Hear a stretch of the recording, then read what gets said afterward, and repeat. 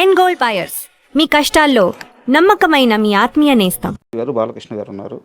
మేమిద్దరం కలిసి సినిమా చేయడానికి రెడీగా ఉన్నాము, ఛాలెంజ్ విసురుతున్నాను అని చెప్పేసి ఆయన ఓపెన్గా ఒక స్టేట్మెంట్ ఇచ్చారు. ఇండస్ట్రీలో టాప్ రైటర్స్లో మీరు, కోన వెంకట గారు చాలామంది ఉన్నారు. సో మార్కెట్ పరంగా మంచి వాతావరణం ఉంది. వాళ్ళు ఓపెన్ స్టేట్మెంట్ ఇచ్చున్నారు. వాళ్ళిద్దరిని కలిపి ఒక సినిమా రాయడానికి ఎందుకు ప్రయత్నాలు జరగట్లేదు? చాలా కష్టం అండి. ఇప్పుడు కష్టం ఎందుకంటే near impossible. I will tell you why. Chiranjeevi garu is larger than life image ఉన్న నటుడు. Balakrishna garu larger than life ఇమేజ్కి టార్చ్ బేరర్. టార్చ్ బేరర్ ఆయన. చిరంజీవి గారు ఎంటర్టైన్మెంటు, చిరంజీవి గారి ఫ్యామిలీ డ్రామాలు, చిరంజీవి గారు ఇవి చేస్తారు. కానీ Balakrishna is larger than life. Is a social image ఉన్న వ్యక్తి. సో ఇద్దరిని తీసుకొస్తే వీళ్ళు సాల్వ్ చేయాల్సిన ప్రాబ్లం ఏమై ఉండాలి? ఆ ప్రాబ్లం చిరంజీవి గారు ఒక్కడు సాల్వ్ చేయలేడా? బాలకృష్ణ గారు కూడా కావాల్సి వచ్చాడా? బాలకృష్ణ గారు ఒక్కడు చేయలేడా? చిరంజీవి గారు వస్తే కానీ చేయలేకపోయాడా? ఎవడా వ్యక్తి? ప్రాబ్లమా, లేకపోతే సమస్య, సిచ్యువేషనా, వ్యక్తుల సమూహమా, ఎవరు వాళ్ళు? అది తయారు చేయగలిగితే వీళ్ళిద్దరిని పెట్టచ్చు. అర్థమవుతుందా? విలన్ ఎవడు? కాన్ఫ్లిక్ట్ ఏంటి? ప్రాబ్లం ఏంటి? కృష్ణార్జున యుద్ధం లాంటి సినిమాలు చేయొచ్చు, లేకపోతే అడవి సింహం లాంటి సినిమా చేయొచ్చు, చాలా జరిగినాయి. ఇద్దరు దొంగలు చేయొచ్చు. లేకపోతే వీళ్ళిద్దరిని ఎదుర్కొనేది ఎవరిని? అది దగ్గరే కథలన్నీ అవుతాయండి. పెద్ద హీరోల కథలు రాయటం ఎందుకు కష్టం అంటే, పెద్ద హీరోలకే కష్టమైన ఆ కష్టం ఏంటి? అర్థమవుతుందా? It's a very tough task. మనం ఎందుకంటే మన ఇమేజ్లో, మన సౌత్ ఇండస్ట్రీలో హీరోల ఇమేజ్ లార్జర్ దాన్ లైఫ్. మనం వాళ్ళని డెమీ గాడ్స్గా చూస్తాం. Correct. Demigods, they're invincible. వాళ్ళు కొట్టే విలన్ ఎవడు? ఫ్యామిలీ డ్రామా చేయాలి, లేకపోతే అది అంతా చేయాలి, ఎంత వర్క్ చేయాలి. It's not an easy job. అంటే మీకు తెలిసి మీరు కానీ, లేదా మీకు తెలిసిన రైటర్లు కానీ ఎవరైనా ఈ 2 ఏళ్లలో కనీసం ఆ ప్రయత్నం చేయడానికి కూర్చున్నారా? నాకైతే తెలియదండి. టు మై నాలెడ్జ్ కూర్చున్నారేమో. కూర్చుంటే నాకే తెలుస్తుంది. వాళ్ళ ఇంట్లో కూర్చుంటే మరి వాళ్ళకి వెళ్ళి చెప్పారు. నాకు తెలిసి టు మై నాలెడ్జ్ చెప్పలేదు. మరి చెప్పుంటారు, నాకు తెలియదు. I don't know. అండ్ నాకు బాగా చాలా ఇన్స్పైరింగ్గా అనిపించేది మీ బ్యాచ్ ఒకటి ఉంటుంది సార్. అంటే కోన వెంకట గారు కానీ, మీరు కానీ, గోపీమోహన్ గారు కానీ, ఇలాంటి ఒక బ్యాచ్. అంటే రైటర్స్ చాలా సెన్సిటివ్గా ఉంటారు. బట్ మీ లైఫ్ ఏమి, మీ అందరి లైఫ్ ఏమి అంత పూల పంపుగా ఎప్పుడు సాగలేదు. కోన వెంకట గారి లైఫ్ సార్, ఆయన 1999 ఎర్లీ 2000 ఆస్తంతా పోయి రోడ్డు మీదకి వచ్చేసారు. మొన్నే చెప్పాడు మొత్తం పోయిందా సార్, మొత్తం పోయింది, మొత్తం అన్నాడు. ఊరుకోండి సార్, మొత్తం అని అరిచాను నా మీద కారులో వెళ్తుంటే. నేను నమ్మసా, ఎందుకంటే నేను గవర్నర్ గారి మనవడు. ఆయన వాళ్ళ నాన్నగారు పెద్ద ఎక్సైజ్ ఇన్స్పెక్టర్ కాకినాడలో. నేను అడిగా, కాకినాడలో 15 సంవత్సరం చదువుకున్నాడు ఆయన. ఇక్కడికి వచ్చాడు. ఇక్కడ ఏది సింబయోసిస్ అంటే సింబయోసిస్ పూణేలో MBA చేశాడు. పెద్ద కంపెనీలో ఆయన వైస్ ప్రెసిడెంట్గా పనిచేశాడు. అమెరికా వెళ్ళాడు. అప్పటికే ఆచార్య ఆత్రేయ గారితో బెస్ట్ ఫ్రెండ్ ఆయన. రైల్వేస్లో టీవీలు పెట్టి యాడ్లు వస్తాయి తెలుసు. ఫస్ట్ కనిపెట్టింది నేనే. ఇన్ని చేసి ఈయన ఎందుకు అంటే ఈయన పాలిటిక్స్కి వెళ్ళాడు. ఈయన ఇలా అక్కయ్య గారి మామగారు ద్రోణంరాజు సత్యనారాయణ గారు, ఆయన PA గాను ఆయన తింటున్నప్పుడు, అప్పుడు ఈ ప్రచారంలో నరేష్ గారు, ధర్మోత్సవం మొత్తం పోయింది. పోయింది. అక్కడి నుంచి మళ్ళీ ఆయన ఇవాళ ఈ స్టేజ్లో ఉన్నాడంటే ఎంత గొప్ప journey sir.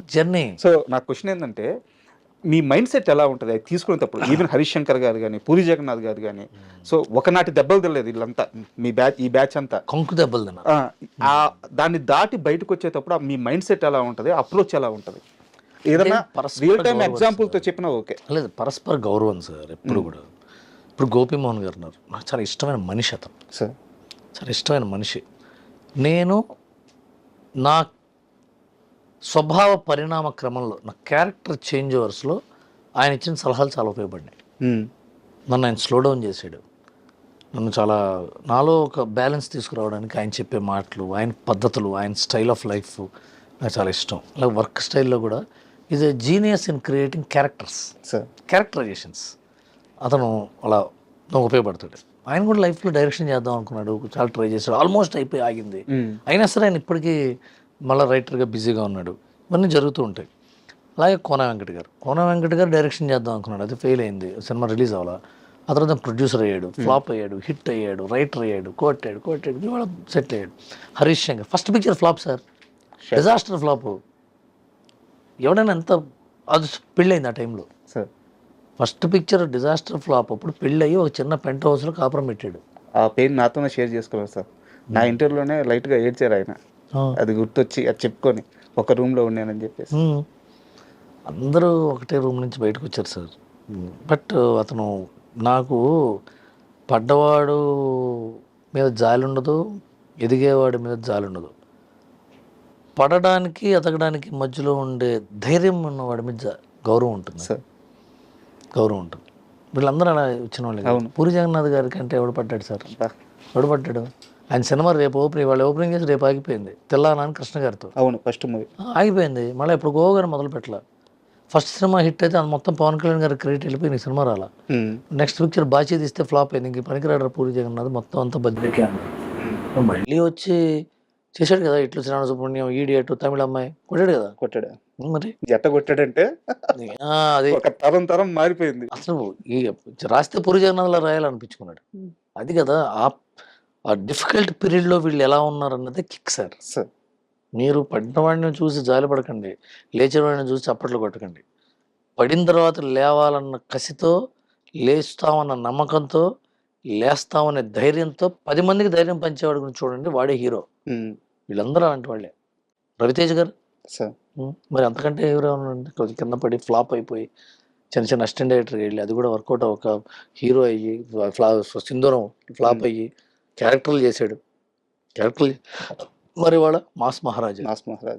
And me wanted movie గురించి సో మీరు చాలాసార్లు మాట్లాడున్నారు, బట్ నాకు ఒక చిన్న క్వశ్చన్ ఏంటంటే, నేను వినింది మీ దగ్గర సోర్స్ ద్వారా వినింది, ఆ సినిమా ఫస్ట్ గోపిచంద్ గారు వేరే ఆప్షన్ ఉంది హీరోగా మీకు, గోపిచంద్ గారు వచ్చి జాయిన్ అయ్యారు అంతే కదా. అయితే వేరే ఆప్షన్ రవితేజ గారు ఫస్ట్ ఆప్షన్. ఆ టైంలో మీకున్న కమిట్మెంట్ కానీ, పరిపక్వత కానీ, పట్టు కానీ గోపిచంద్ గారికి నేను సరిగ్గా చెప్పుకోలేకపోయాను, రవితేజ గారు అయి ఉంటే నేను ఇంకాస్త మంచిగా చేసుకునేవాడినేమో అని మీరు బాధపడ్డ సందర్భాలు ఉన్నాయంట, నిజమేనా? ఒకసారి పడి ఉంటా, ఫ్లాప్ అయిన రోజు పడి ఉంటా. అవునా? అంతగానే ఏం పడతాం, అంతగానే బాధపడితే ఉపయోగం ఉంది. రవితేజ్ గారికి చెప్పాను, బాగుంది అన్నాడు ఆయన. ఆ తర్వాత అదే టైంలో కోన వెంకట్ గారు డాన్ సీన్ కథ చెప్పాడు. ఆయన డాన్ సీన్ని ప్రిఫర్ చేశాడు. నన్ను ఆగమన్నాడు, వెయిట్ చేయి నేను చెప్తాను, ఎదురు చూడమన్నాడు. ఆ టైంలో జగన్ గారు గోపీచంద్ గారిని ప్రిఫర్ చేశారు. పూరి జగన్నాథ్ గారి రెఫరెన్స్ వల్ల నేను గోపీచంద్ గారి దగ్గర గోపీచంద్ గారికి కథ చెప్పాను.